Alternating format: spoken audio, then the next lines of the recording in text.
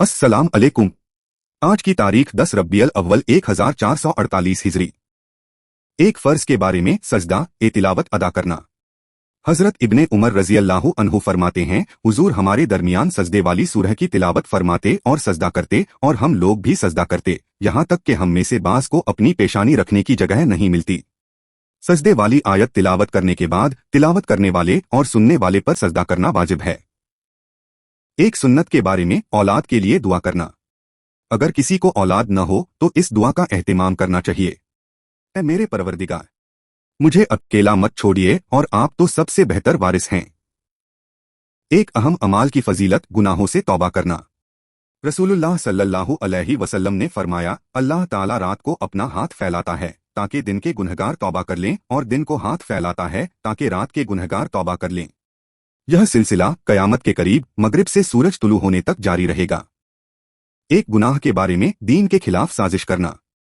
कुरान में अल्लाह ताला फरमाता है, इन कयानत करने वाले लोगों की हालत यह है कि लोगों से तो पर्दा करते हैं और अल्लाह ताला से नहीं शर्माते, जबकि अल्लाह ताला उस वक्त भी उनके पास होता है जब यह रात को ऐसी बातों का मशवरा करते हैं जिनको अल्लाह ताला पसंद नहीं करता, और अल्लाह ताला उनकी तमाम कार्रवाइयों को जानता है।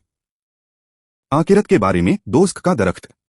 रसूलुल्लाह सल्लल्लाहु अलैहि वसल्लम ने फरमाया, अगर जक्कूम जो जहन्नम का एक दरख्त है इंतहाई कड़वा है, उसका एक कतरा भी दुनिया में टपका दिया जाए तो उसकी कड़वाहट की वजह से तमाम दुनिया वालों का जीना मुश्किल हो जाए, तो अब बताओ उस जहन्नमी का क्या हाल होगा जिसकी खुराक ही जक्कूम होगी। तिब्बे नबवी से इलाज, तलबीना से इलाज। हजरत आयशा रजी अल्लाहु अन्हु बीमार के लिए तलबीना तैयार करने का हुक्म देती थीं और फरमाती थीं कि मैंने हुजूर को फरमाते हुए सुना कि तलबीना बीमार के दिल को सुकून पहुंचाता है और रंज व गम को दूर करता है। बार्ली को कूट कर दूध में पकाने के बाद मिठास के लिए उसमें शहद डाला जाता है, उसको तलबीना कहते हैं। नबी की नसीहत।